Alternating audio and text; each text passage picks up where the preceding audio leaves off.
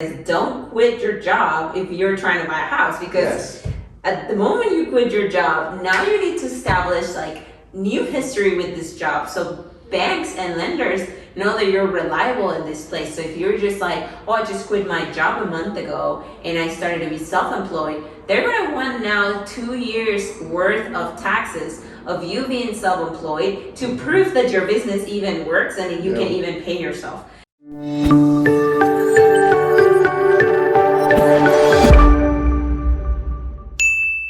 Hi, welcome back to this video number two, I guess.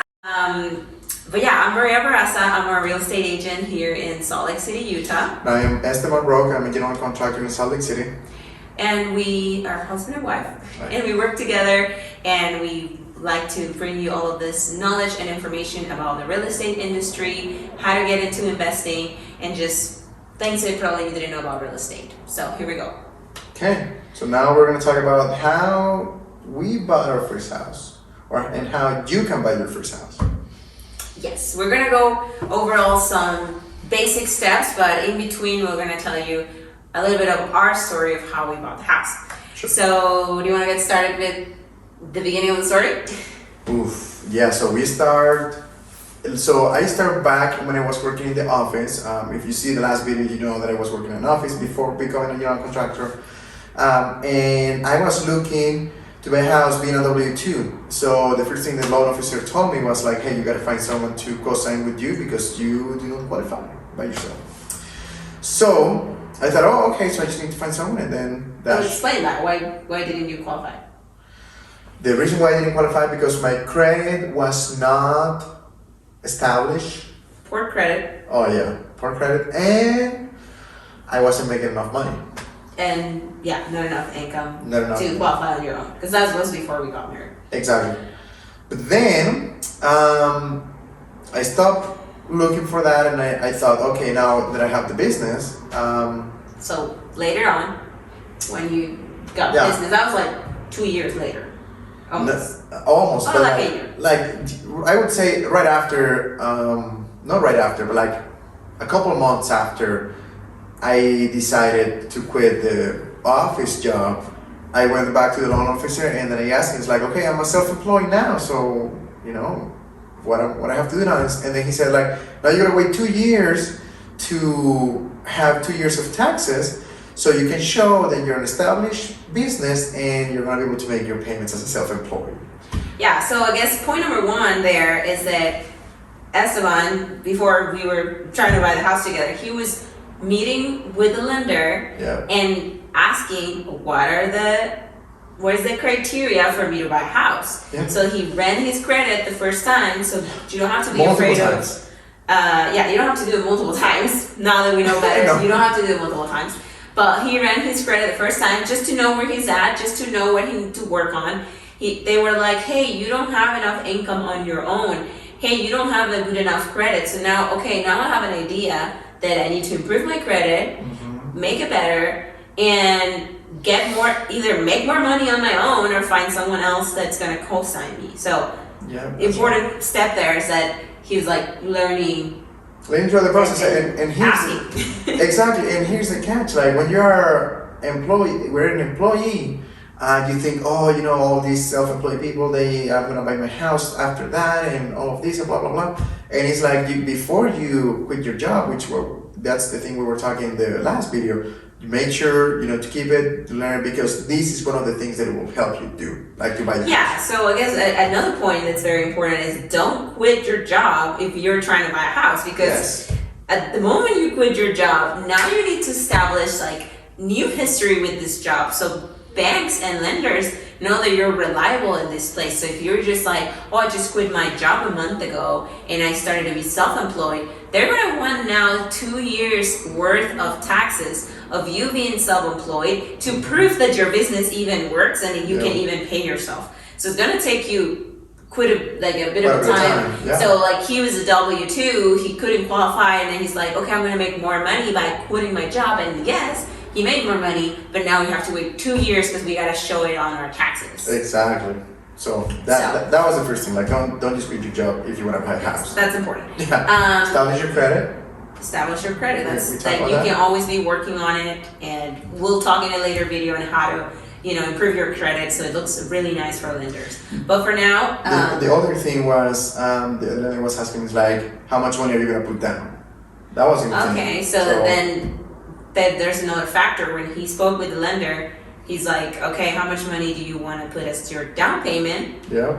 And I have 0. you had 0, right? And Yeah. most people out there, there's a lot of programs that can help you Yes. buy your home with 0% down. But ideally, you shouldn't just plan for that. Like, go your whole life without saving a dime for your down payment and just be like, well, I just want to use that program that does 0% down, because not only you're going to get probably a higher interest rate and another mortgage to be able to cover for your down payment, but you're going to get one of the most expensive type of loans. So ideally, in the ideal world, you at least save some money, so it's not as costly, in the future. Okay, but another point that I think is very interesting, they made us wait 2 years. Well, we made a mistake the first year, I remember. Oh yeah. We were I already remember that. married and we had the business, and we were learning all about taxes and write-offs. How to write off everything. And write off your miles, your gas, Yes. your phone, what you eat, everything. Just write it When off. you're a business owner, you die for these write-offs. You want to write off, like, I'm gonna buy this notebook and it's gonna be a write-off. I'm gonna buy this, car and it's a gonna be a write-off. write-off. So that's great, right? Because you're gonna be paying that much on taxes because you're making these legitimate purchases towards your business. But what happened? Yes.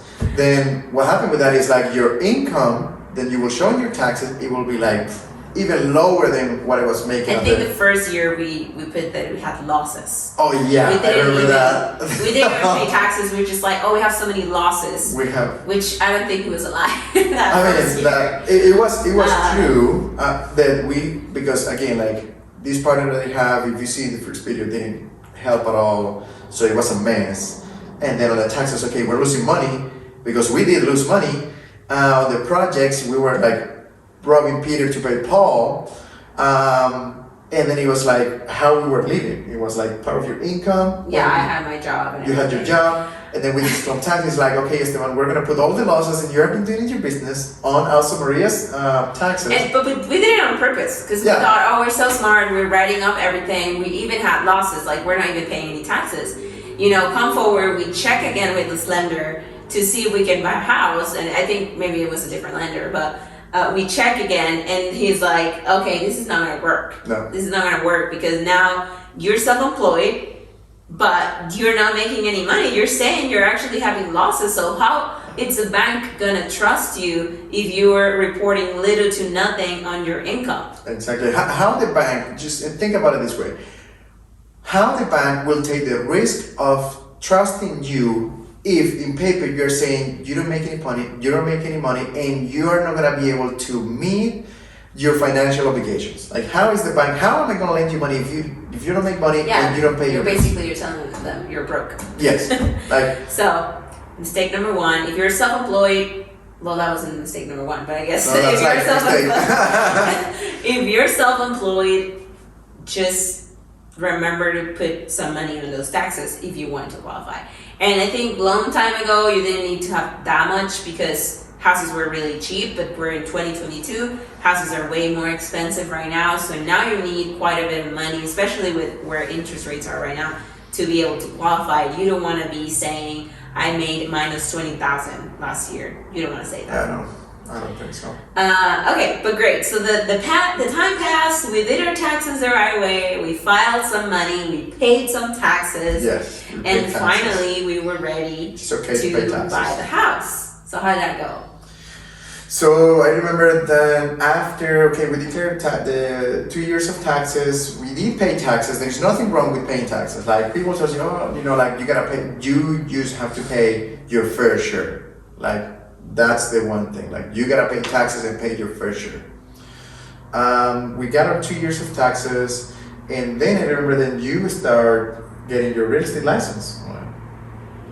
Yes. So that year that we were getting ready, I got my real estate license, and I started working as a real estate agent. Yeah. And obviously the first thing I needed to do was to buy our own property, because now as a real estate agent, I'll be basically getting paid to buy the house, right? Yes. So that was really cool. I think that helped a ton for us to feel safer in the like down payment. We saved some money throughout. We also saved money like 3 years for after our down payment, so it wasn't 0%, like zero money down. Zero money down payment now. We definitely put in some money too, but it helped to have the commission for the down payment. Yeah. But again, that's not the next step, because okay, now we went back to the lender, now we're ready, and then we got pre-approved, which I think it's the technical first step into buying your house. It's getting pre-approved so you know how much you can afford. Now, before that, you're kind of like figuring out what you need to fix, how you need to get ready, saving the money, right? It's not just like jumping into the water, like unless you have a lot of money and the perfect credit. Okay, great, maybe you can do it that way. But before, there was this investigating what I'm gonna need to do, what are the steps, getting the education in line, and then once you know you almost have everything you need, then go ahead and get officially pre-approved, and you'll get this letter that basically says, hey, you can afford X amount for a house. So now you have a guideline of where you need to stay in order to get approved by the bank, and also you kind of know how much that monthly payment's going to be, so you can decide if you feel comfortable or not with the monthly payment. Yeah, and after you get pre-approved, you get ready, you get pre-approved, you get the letter from the lender saying, hey, it's okay, you're gonna be approved for this much money. Now you're gonna start sending offers. You're gonna get with a real estate agent. It's gonna guide you through how is the offers, how is the process works with sending offers. But if you get approved for $400,000, unless you have $100,000 to put as a down payment, you're not gonna be shopping houses for $500,000. So you're gonna know where you're at and start understanding what you want from the loan, and start sending offers. Then you will have to get through a real estate agent. Then Maria put some houses together. It's like, okay, these are gonna be the houses we're gonna see. Yeah, you're getting ahead of yourself, because that's the next step that I was gonna go into, right? So you have an agent, and ideally you have an agent from before, right? Like even when you're just like trying to figure out how to get the steps done, why to go and knock the wrong doors if you can just ask an agent to guide you through the path, right? So I'm in Salt Lake, I can be an agent, but if you're somewhere else in the States, find an agent that knows, because every state is different on like what things you need to be paying, what kind of things you gotta watch for when shopping for a house. So it's good to have these people that are gonna guide you through it. So now that obviously you got pre-approved, and hopefully you got yourself an agent. If not, if you're not an agent yourself, right, that's a plus.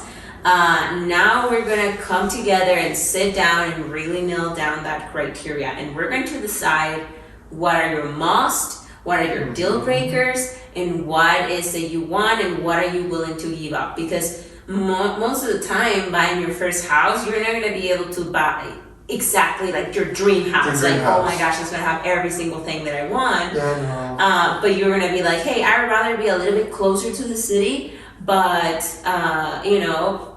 not as much space. Or I want a bigger and newer house, but it's gonna be really far away. Yeah. So those are the kind of things you're gonna discuss with your agent, and then you're gonna be ready to start scheduling some showings, going and actually walk these properties, and sending offers, which is going to be the next step, right? The next step, yeah. Just make sure you know what you want. Understanding that the first house you're gonna get into, if this is the first time you're buying your house, it's not gonna be your forever house. Like that's after 2 or 3 houses. Okay, this is gonna be my forever Well, yeah. house. I mean, I guess that's our approach, right? Yeah. Some people want to have their forever house, Well, okay. and it's okay. But if you're in America, I would recommend that you think bigger than that just staying at the same house forever. But anybody can do whatever they want. Yes, and don't forget about it. Every situation is different. We're not a CPA. We're not a loan officers. We are not a lawyer. So every situation will be different. This is just our advice based on our experience. Yeah, this is what we have done in the past, our experience, and how it has been for us. Doesn't mean it's going to be the same for you. It just our experience. Yeah, so let's recap those points. So first, start figuring out what it takes to buy a house. This means either getting with a real estate agent to guide you through the process, or meeting with a lender to see where's your credit at, just figuring out this basic, like, where are you standing right now. Step number 2, it's going to be getting pre-approved. This is going to give you a ballpark of how much you can afford and a little bit of how much that monthly payment is going to be. And then step number 3, nail down what you want, what are your haves or don'ts, and just what are you willing to give up, etc. And then step number 4, sending those offers and, get with a good agent so that you can start shopping and, going to see those houses, which is the fun part. Everybody wants to get to that part right away, but I'm telling you, there's just a little bit more preparation going into that.